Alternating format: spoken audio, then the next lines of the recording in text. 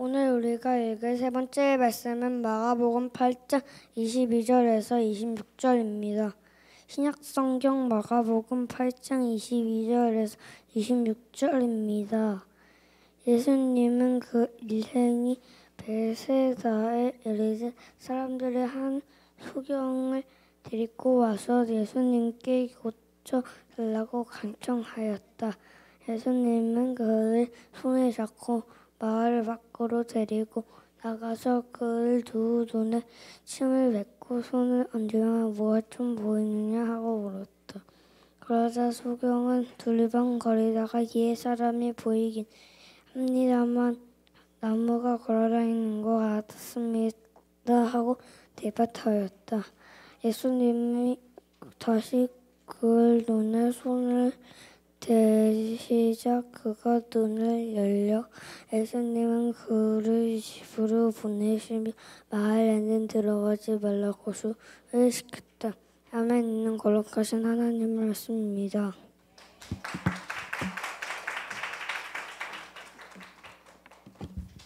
잘 읽었습니다. 우리 애기. 자, 오늘 우리 2023년 우리 5월 넷째 주이고요. 그리고 오늘은 성령 강림 주일입니다. 성령 강림 주일에 나오신 우리 성도님들을 환영하고 축복합니다. 오늘 말씀의 제목은 내가 봅니다입니다. 따라해 볼까요? 내가 봅니다. 네, 누구를 보았다는 얘기할까요? 네, 자 오늘 질문을 먼저 하고 시작을 할게요. 자, 오늘 혹시 이 자리에 나는 앞을 볼 수가 없어요 하는 친구가 있나요? 네, 저는 앞이 안 보입니다. 노안 말고, 네, 진짜로 앞이 안 보이는 거, 깜깜하게 안 보이는 거, 네, 없죠. 네, 내가 그렇다면 이제 우리가 본다라는 사실이 얼마나 중요한지 혹시 잘 깨닫지 못하실 수도 있고, 또 이게 얼마나 소중하고 감사한 일인지 모를 수가 있습니다. 그래서 오늘은 두 가지 실험을 하고 말씀을 두 가지 실험을 진행하면서 우리가 말씀을 진행하도록 하겠습니다. 자, 첫 번째 실험은 뭐냐면요, 네. 자, 오늘은 눈을 감고 설교를 듣는 겁니다. 네, 무슨 말이야? 이러고 계실 수 있는데, 눈을 감고 설교를 듣는 겁니다. 괜찮으시겠죠? 네, 피곤하셨던 분들은 좀 쉬실 수도 있겠지만 티가 납니다. 네, 자, 눈을 감고 오늘 설교를 듣는 겁니다. 자, 한번 눈 감아 보실래요? 눈을 감아 보시고 눈 뜨지 마시고, 자, 오늘은 눈 감고 말씀을 한번 들어보는 겁니다. 자, 들으세요. 네, 자, 지난주까지가 우리가 부활절 7번째 주일이었는데 눈 뜨시면 안 됩니다. 네, 지난주까지가 우리가 부활절 7번째 주일이었고요. 오늘은 성령 강림 주일인데요. 부활절 후 50일이 되는 날, 그러니까 오늘 성경 봉독 1동 말씀에서 읽었던 것처럼 오순절에 초대교회에 성령님이 임하셨던 것을 기념하는 주일입니다. 더불어서 상식인데요. 이날이 어떤 날과 맞물리냐면 지난번에 이스라엘 3대 절기 기억하시죠? 3대 절기, 7대 절기. 그래서 3대 절기가 뭐였냐면 6월절, 77절, 수장절 이야기했었는데 6월절에서 77절은 뭐냐면 77에 49. 그래서 77절이라고 했었습니다. 그래서 77절이 뭐냐면 77절, 맥추절. 그런데 어떤 날이랑 겹치냐면 오늘 오순절이랑 겹칩니다. 이게 신약의 오순절인 거죠. 그러니까 예수님이 돌아가신 때가 구약절기의 6월절쯤에 돌아가셨다는 말이고, 또 공교롭게 절기들이 신약과 구약이 같이 비슷하게 가신다고 기억하시면 좋을 듯합니다. 여하튼 오늘은 성령 강림 주일 오순절입니다. 자, 눈을 뜨세요. 네, 잘 들으셨어요? 잘 들리나요? 네, 어떠셨어요? 네, 자, 첫 번째 실험이 끝났습니다. 눈을 감으니까 어떠세요? 눈을 감으니까 어땠어요? 현용이? 눈 떴습니다. 야, 자, 오늘 눈을 감고 말씀을 들으니까 어땠어요? 선영이 어땠어요? 표정이 너무 웃겨. 네, 오늘 결이는 어땠어요? 눈을 감고? 안 들렸어요? 딴 생각한 거 아닙니까? 네, 잘 안 들렸어요? 네, 자, 우리가 보는 게 되게 중요해요, 생각보다. 네, 예배를 드릴만 했는지, 눈을 감고 들으면 잘 들릴 것 같은데 의외로 눈을 감고 들으면 또 잘 안 들릴 때가 있습니다. 자, 그러면 이번 주에는 두 번째 실험. 네, 눈을 감고 있는 것도 어려운데 눈을 감고 움직이는 게 더 얼마나 어려운지 우리가 한번 해보도록 할 거예요. 자, 어른 한 명과 아이 한 명만 나와 보실래요? 내가 오늘 실험을 해보고 싶다. 너 잘할 수 있어? 자, 네. 또 우리 어른 한 명, 아니 오늘 어른도 한 명 해보려고. 자, 선영이 일로 앞으로, 현영이 일로 앞으로 오세요. 그래? 아빠도 괜찮아. 좋아. 자,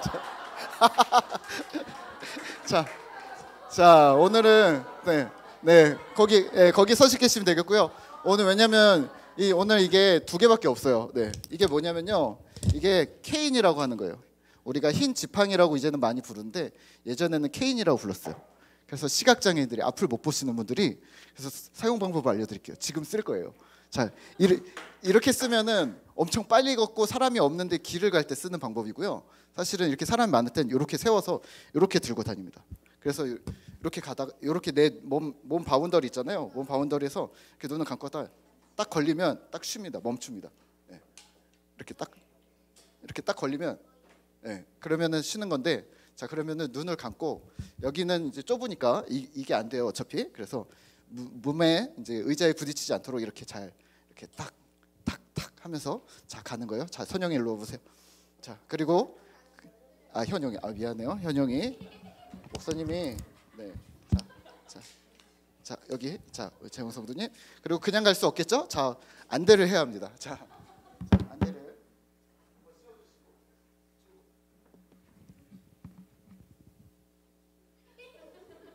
잘생겨졌다. 안경을 벗으니까. 자, 제가 해드릴게요.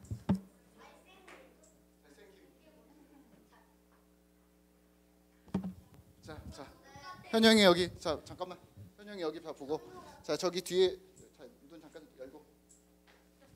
여기를 이렇게 해가지고 저기 이렇게 돌아서 일로 올 거야. 알았지? 근데 우선은 저기 김지우 우리 지안이 아빠 쪽까지만 간다고 생각해. 지안이 아빠 누구예요? 알았어. 하여튼 뒤에 책 있는 데까지 간다고 생각해. 됐죠? 자, 일로 오세요. 잠깐만요. 자, 잠깐 눈 잠깐 보시고. 네, 우리는 전문가가 아니라서. 자, 이렇게 해서 저기 박명아 집사님 커피 머신 데까지 가시는 거예요. 자, 한번 천천히 혼자서. 자, 출발. 천천히. 자, 천천히. 네. 보고 갔으니까 그래도 좀 찾지 않을까. 네. 됐어요. 거기 아니에요. 뒤로. 현영이 더 뒤로. 네, 길 좀 알려주세요. 네, 거기 아니야. 자, 네, 거기. 네, 지연자매 머리통 잡으면 안 됩니다. 네, 자, 이제 자 멈춰주시고요. 자, 우리 현영아 그거 내려야 돼. 현영이는 선영이가 팔 좀 잡아주시고요. 우리 재용형 성도는 우리 고은자매가 팔 좀 잡아주시고. 네. 자, 한 바퀴 계속 마지막 레이스를 걸어주세요. 자, 천천히. 자, 천천히. 서로 부딪히지 마시고. 그래요. 네, 잘하고 있어. 네. 현영이가 거기. 네. 따라가. 따라와. 잘하고 있어. 그래. 선영이 손 잡아야지. 여기는 부부가 돈독해지겠어요. 네. 자, 네. 자, 네. 자, 이제 현영이는 이제 빼주시고 이제 오세요. 네. 자, 도착했습니다. 감사합니다. 네. 안대는 밑에 내려주시고요. 네. 잘했어요. 네. 자, 잠깐만요. 일로 와보세요. 네. 자, 눈을 감고 하니까 어떠셨어요? 처음에는 답답하고 그런데 이제 재미없었어요. 재미없었어요. 네, 재미없었어. 그러니까 그 귀랑 모든 게 좀 예민하게 열려가지고 다른 분들의 이제 작은 말이라든지 그런 촉감, 뭐 그런 감각들이 다 열려 있어서 더더욱 제 행동이 조금 조심스럽게 뭐 그렇게 가는데 잘 가고 있는지도 모르겠고. 그런데 이제 손을 잡아주니까 좀 자신도 좀 생기고. 사랑이 싹 텄나요? 네, 자, 이제 앉아주세요. 뭐 할 일? 어땠어요? 재미없었어요. 힘들었어요. 오케이. 힘들었어요. 재미없었어요. 자, 잘했어요. 네, 이게 어려운 일이 아닌 것처럼 보이는데 사실은 우리가 눈만 딱 가리면 갑자기 할 수 있는 일이 많이 없어집니다. 네. 그래서 우리가 오늘 기억하셔야 될 포인트는 뭐냐면 앞을 볼 수 없다는 것은 너무 답답한 일이라는 거 첫 번째.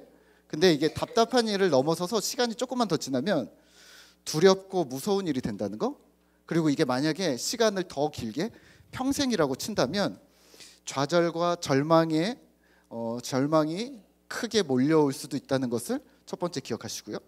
두 번째는 누군가 갑자기 의지할 사람이 생겼다는 거. 손을 잡을 수 있는 사람이 생겼다는 거는 하나뿐인 희망일 수도 있겠다는 큰 도움. 그냥 나는 손만 잡아줬는데? 라고 생각하는데 어디로 가고 있는지 내가 어떻게 해야 되는지도 모르는 상황에 누군가 나를 잡아줬다는 건 유일한 소망이 될 수도 있다는 것을 기억해 주시고요. 세 번째는 눈을 뜨고 다시 앞을 보니까 어떠셨어요? 시원하죠. 아유, 다시 돌아왔다. 이게 얼마나 큰 기쁨이고 사실은 인생 전체가 바뀌는 패러다임이 변화하는 그런 엄청난 일이라는 것을 기억하시고 오늘 말씀을 묵상하시면 좋을 듯 합니다. 자, 오늘 본문에서는요, 사람들이 맹인 한 사람을 예수님께 데려옵니다. 자, 이렇게 얘기합니다. 예수님, 이 사람을 고쳐주십시오. 다시 보게 해주십시오. 오늘은 예수님의 동작을 조금 구분해서 우리가 좀 자세히 볼 텐데요. 23절입니다. 혹시 성경 가지고 계시면 23절을 같이 읽어볼까요? 예수께서 맹인의 손을 붙잡으시고 마을 밖으로 데리고 나가사 눈에 침을 뱉으시며 그에게 안수하시고 무엇이 보이느냐 물으시니. 아멘. 예수님께서 손을 붙잡으셨습니다. 고은 자매가 재웅 형제의 손을 붙잡은 것처럼 손을 붙잡으셨습니다. 그리고 마을 밖으로 데리고 나가셨습니다. 그리고 눈에 침을 뱉으셨습니다. 그리고 안수하셨습니다. 그리고 물어보셨죠? 무엇이 보이느냐? 24절입니다. 같이 읽겠습니다. 쳐다보며 이르되 사람들이 보이나이다. 나무 같은 것들이 걸어가는 것을 보나이다 하거늘. 이 사람이 대답합니다. 나무 같은 것들이 걸어갑니다. 25절입니다. 같이 읽겠습니다. 이에 그 눈에 다시 안수하심에 그가 주목하여 보더니 나아서 모든 것을 밝히 보는지라. 아멘. 두 번째 안수하십니다. 그리고 밝히 보게 됩니다. 오늘 본문에 시각장애인을 고쳐주신 사건은 여러 의문점들을 내포하고 있습니다. 예수님께서는 왜 이 맹인을 마을 바깥으로 데려가셨을까요? 그냥 그 자리에서 고치시면 되는데 왜 데리고 가셨을까요? 또 예수님은 이 맹인을 왜 두 번 치료하셨을까요? 그리고 세 번째는 마지막으로 다 고쳐주신 후에 이 사람에게 마을로 들어가지 말라고 왜 그렇게 말씀을 하셨을까요? 오늘은 앞에 부분만 좀 살펴보도록 하겠습니다. 우선 오늘 본문 벳세다라는 곳이라고 마가복음에 나오고 있습니다. 벳세다에서 맹인을 고친 이야기는 마가복음만 유일하게 기록하고 있습니다. 마태와 누가는 이 부분을 언급하지 않습니다. 왜 그랬을까요? 왜냐하면 학자들이 예견하기는 이렇게 얘기합니다. 예수님의 치유가 두 번이었기 때문이다. 예수님이 치료하셨는데 어떻게 두 번이 있을 수가 있어? 뭔가 부족했던 거 아니야? 지금까지 모든 사람들은 네 병이 나았느니라, 집으로 돌아가라, 너의 아이가 살았느니라 한 번에 끝났거든요. 근데 여기서는 뭔가 좀 부족했나? 한 번 치유하셨는데 뿌옇게 보인대요. 사람들이 나무로 보인대요. 또 그래서 잘 안 됐으니까 그럼 AS로 다시 한번 고쳐주신 건가? 예수님이 하나님이신데 정말 그럴 수가 있는가? 그러면 이거는 우리에게 필요하지 않아. 그래서 유대인에게 쓰여진 마태복음에서는 사용하지 않았습니다. 또 이방인들에게는 어떤 초월적인 신을 보여주어야 해서 이방인들에게 쓰여진 누가복음에서도 이 부분은 사용하지 않았습니다. 자, 그렇다면 마가복음은 왜 이 사건을 언급하고 있는 걸까요? 그리고 우리는 이 부분을 어떻게 이해해야 할까요? 한 번이든 두 번이든 세 번이든 고치면 됐지. 지금 하나님을 절대자로 본다면 왜 한 번에 안 고쳐졌지? 라는 질문도 들어올 수 있는 거죠. 사실 오늘 벳세다 맹인 치유 사건은요, 하나의 단독 사건으로만 이해하기보다는 구조로 이해하시면 좋은데요. 마가복음에는 맹인 치유 사건이 두 번 나옵니다. 지금 8장 벳세다 맹인이랑 10장에 나오는 맹인 거지 바디메오 이 두 사건을 염두에 두셔야 합니다. 왜냐하면 이 맹인 사건 두 사이에 등장하는 예수님의 제자들의 말과 행동은 어리석고 무지하고 이긴적인 모습으로 묘사하고 있기 때문입니다. 이런 거죠. 예수님이 그리스도 되시는데 제자들은 가까이에서도 그걸 못 봐. 이해하지 못해. 예수님에 대해 무지해. 하나님의 나라를 이해하지 못하고 있어. 마치 앞을 보지 못하는 맹인들처럼. 마가복음의 구조는 바로 이를 계속해서 어필합니다. 실제 우리가 지지난주에 보았던 6장에 있었던 오병이어 사건, 이 사건이 베세다 유대 지역이었고 이스라엘 사람들을 향한 기적이었다라고 평한다면, 오늘 8장의 앞부분에 나왔던 칠병이어 사건, 물고기 두 마리와 물고기 두 마리와 떡으로 7,000명을 먹이셨던 4,000명을 먹이셨던 7개의 떡으로 4,000명을 먹으셨던 칠병이어 사건이 똑같이 보여주는데요. 이것은 이방인들을 향해 베푸신 기적으로 우리가 보고 있습니다. 그런데 기적의 규모가 약간 축소된 듯이 보이지만 여전히 충분했고 완전했음을 8장에서 보여주고 있습니다. 하지만 8장의 이 칠병이어 사건이 보여주는 이 깨알 정보는 뭐냐면 제자들의 무지함입니다. 바로 오병이어 사건이 바로 이전에 있었는데 똑같은 상황에, 똑같은 어려움에 처했는데 이들은 바뀌지 않았던 거죠. 이런 거죠. 예수님, 떡이 없다니까요. 예수님, 사람이 너무 많다니까요. 예수님, 돈도 없다니까요. 그런데 예수님은 여기서 꾸짖지 않으시고 기적을 베푸십니다. 나중에 그 다음에 보면 바리새인 누룩을 이야기하실 때 조금 화를 내시죠. 17절과 18절입니다. 같이 읽을까요? 8장 17절입니다. 예수께서 아시고 이르시되 너희가 어찌 떡이 없으므로 수군거리느냐. 아직도 알지 못하며 깨닫지 못하느냐. 너희 마음이 둔하냐. 너희가 눈이 있어도 보지 못하며 귀가 있어도 듣지 못하느냐. 또 기억하지 못하느냐. 아멘. 이렇게 묻습니다. 떡 5개 5,000명 줄 때 몇 바구니 거두었냐? 12바구니입니다. 떡 7개 4,000명 줄 때 몇 광줄이 거두었냐? 제자들이 대답합니다. 7입니다. 지금 예수님과 제자들이 기억력 테스트 하는 걸까요? 아니면 수학 계산하고 있는 걸까요? 아니죠. 이거죠. 왜 이렇게 무지하냐?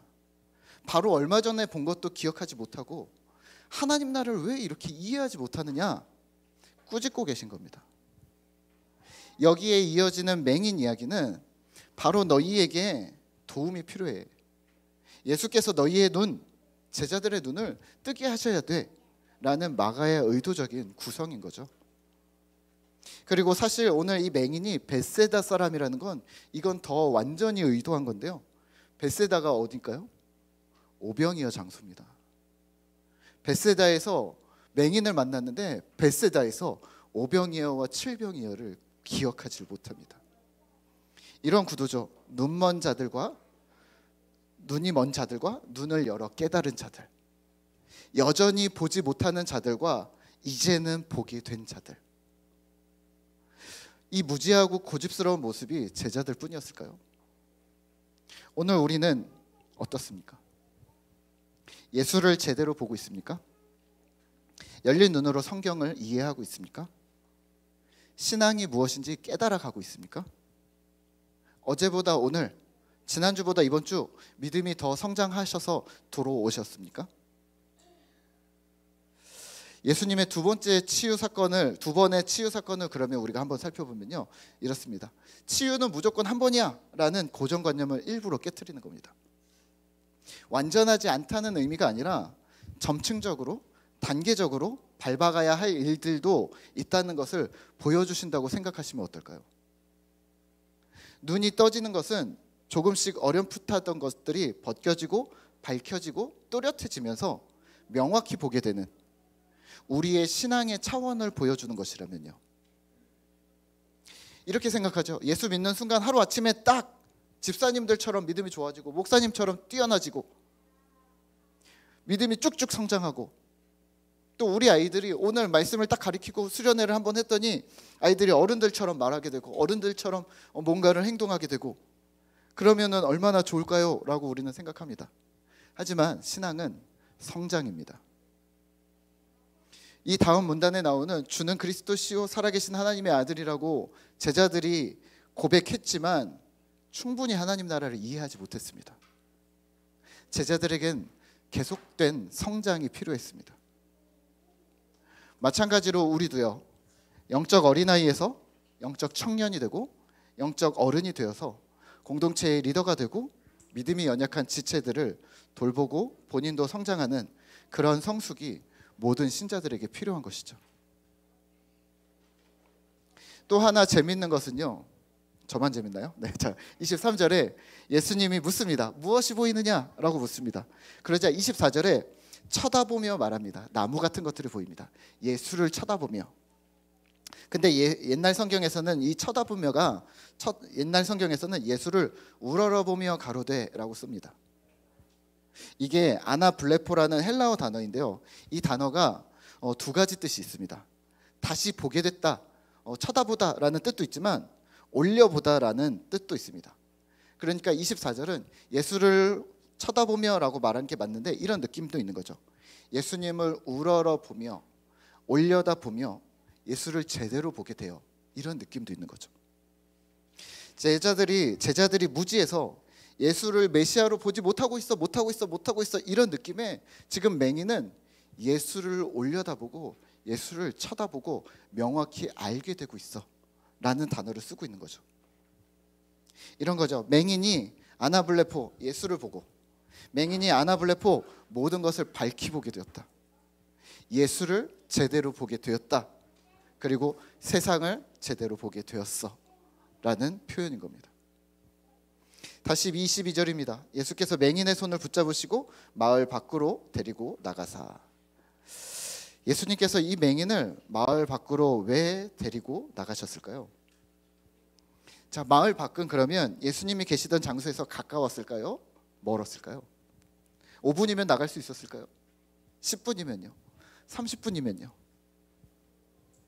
맹인의 손을 어떻게 붙잡고 가셨을까요? 아까 제가 어떻게 붙잡으라고 얘기 안 하니까 우리 선영이는 현영이를 뒤에서 막 밀고 막 이랬는데, 예수님이 시각장애인을 막 뒤에서 밀었을까요? 아니면 손을 뒤에서 붙잡고 있었을까요? 아니요, 당연히 앞에서 붙잡고 있었겠죠. 맹인은 손을 잡았는데 그럼 손을 잡으면 잘 따라갈 것 같죠?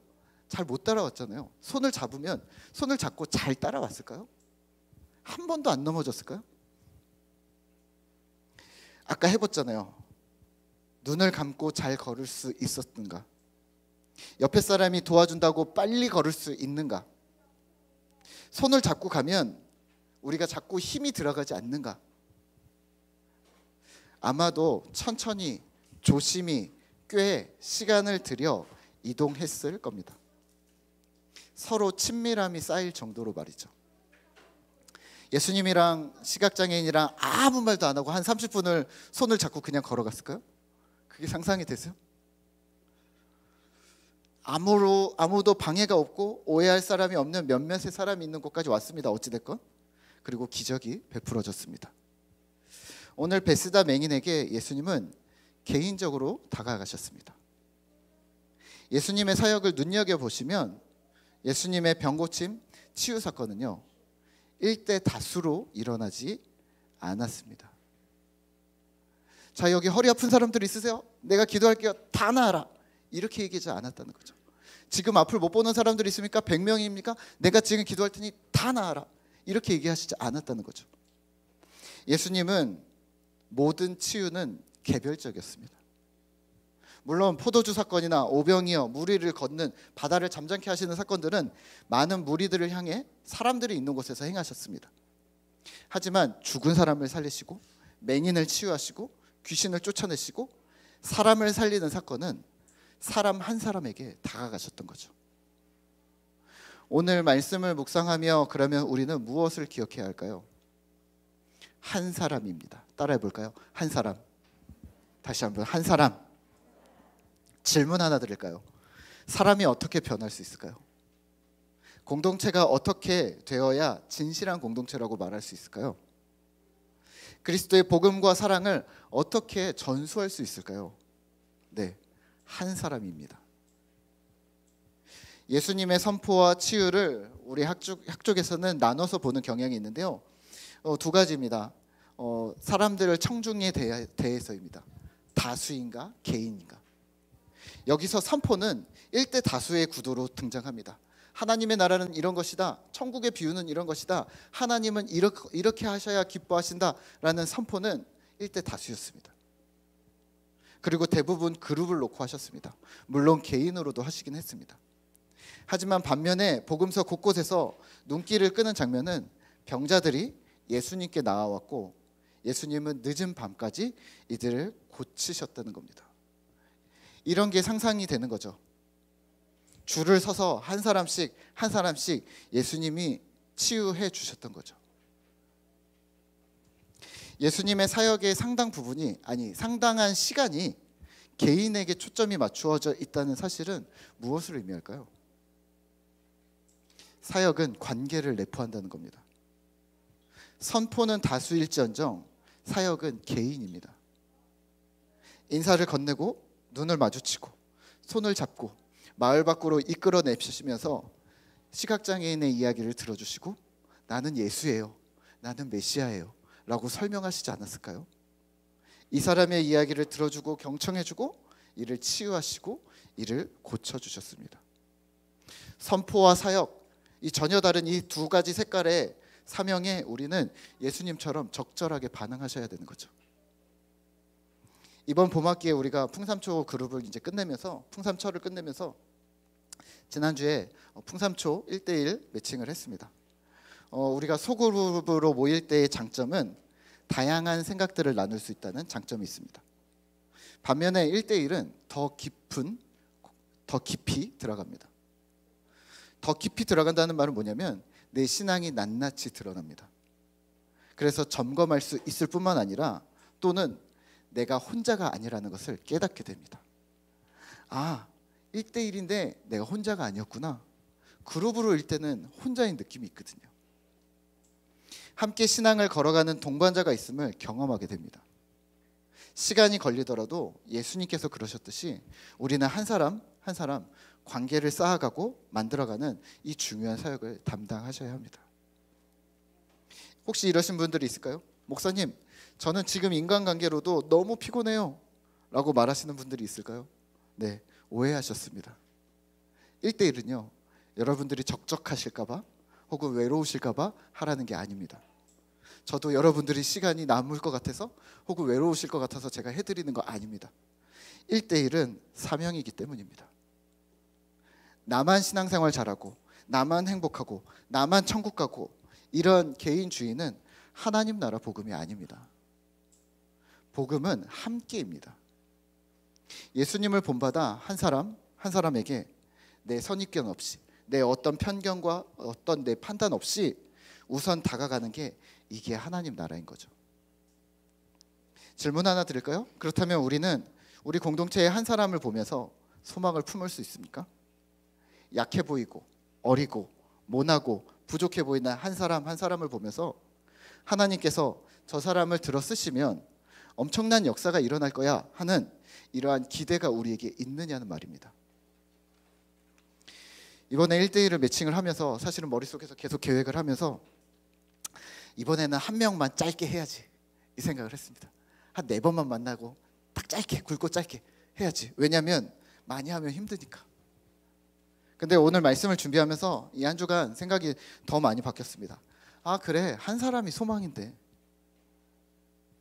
교회는 건물이 아니고 조직이 아니고 불특정 다수가 아니라 한 사람이다 라는 말을 우리가 계속 하는데 그러면 우리 뭐 노엘이, 지한이, 뭐 현용이, 건이, 결이 뭐 이런 또 집사님들, 김 집사님, 최 집사님 뭐 이런 분들에게 당신이 교회입니다 라고 알려줘야 하는 건데요. 어떻게 알려줘야 되냐면 한 사람씩 다시 알려줘야 된다는 거죠. 제대로 기억하고 있는지 제대로 이해하고 있는지 한 사람씩 점검해 나가야 되는 거죠. 이 한 사람이 세워지기까지 실제 이 한 사람이 교회가 되어지기까지 시간이 필요합니다. 함께하며 도움을 줄 이끄미들의 헌신이 필요합니다. 또 하나님의 말씀을 오늘 들었다고 해서 내 것이 되는 게 아니라는 걸 우리가 잘 알기 때문에 머리로 이해하는 시간 또 삶으로 나오기까지의 그 시간들을 응원해주고 기다려주는 그러한 응원자들이 필요합니다. 이게 1대1입니다. 근본에도 우리 주보를 보시다시피 여러 팀들이 소망을 품고 이제 시작을 합니다. 언제든지 더 요청하시면 가능합니다. 조집사님도 미국에 가셔서 원하시면 새벽에 줌으로 제가 한 사람입니다. 할 수 있습니다. 마음이 지금은 뜨겁습니다. 항상 두렵고 떨리는 건요 첫 만남인데요. 잘할 수 있을까? 무엇을 이야기할까? 그리고 또 이거 많이 생각하시죠. 끝까지 완주할 수 있을까? 부탁드리기는 너무 많은 생각을 하시지 마시고 한 가지에만 집중하시죠. 뭐냐면 예수님 닮기. 완주하든 못하든 어떤 이야기가 오고 가든 아니면 둘 다 잘 못하든 둘 다 서툴든 상관없이 그 자리에 나와 있는 게 둘 다 예수님 닮고 싶어서 나온 거라고 생각하시면 어떨까요? 잘 되었냐 잘 안 되었냐 결과는 어땠냐 이런 거 생각하지 마시고 단지 예수님 닮기. 질문을 바꿔드리겠습니다. 이렇게 하면 어떨까요? 예수님이라면 어떻게 하셨을까? 예수님이 이끔이었다면 내가 따름이라면 예수님은 나에게 오셨을까 안 오셨을까? 내 상태가 지금 이런데 내 상황, 내 시간, 내 지적 수준, 내 심리 상태가 지금 이런데 예수님이 이끔이라면 오셨을까 안 오셨을까? 완성하셨을까? 그게 아니라 나한테 오셨을까 안 오셨을까? 우선 한번 만나보고 생각하자. 이 얘기 하셨을까 안 하셨을까? 분명히 오셨지 않을까요? 이 마음으로 시작하시죠. 저는 꿈꾸고 기대하기를 풍삼초든 풍삼기든 또 어떤 교제가 됐든 이런 1대1을 우리 공동체 안에서 자유롭게 자주 하셨으면 좋겠습니다. 도저히 시간을 맞출 수 없다고요? 그러면 부부가 하실 수도 있습니다. 부부가 하셔도 됩니다. 공부가 아니라 삶이기 때문입니다. 지적 학습이 아니라 우리의 만남이 예수님을 닮는 자리이기 때문입니다. 말씀을 맺겠습니다. 하나님 나라는 다수가 아닙니다. 소수입니다. 하나님 나라는 거대하지만 하나님 나라는 한 사람씩입니다. 신자된 우리가 예수를 닮아 한 사람에게 집중할 때 이들은 눈을 들어 우리를 보겠죠. 먼저 또 더 눈을 들어 우리 뒤에 계신 주님을 바라보게 될 것입니다.